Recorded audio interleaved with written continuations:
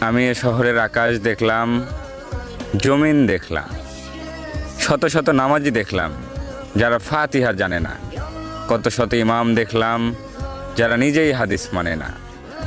আমি এমন খাঁটি মুসলিমও দেখেছি যারা যৌতুকের টাকায় বিলাসিতা খুঁজে নেয়। আমি তোমার এমন ভক্তও দেখেছি যারা নিজের অসুস্থ বাবাকে বাসায় রেখে পীরের পায়ে তেল দেয়। এ শহরের কত কিছুর সাক্ষী আমি। আমি কি মাফ পাবো?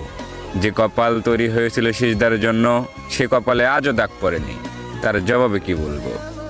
এমনও ফজর যায়, জহর আসে, আসর পেরিয়ে মাগরিব ভাসে, আমি আজ বলতেই পারবো না এশা কাকে বলে।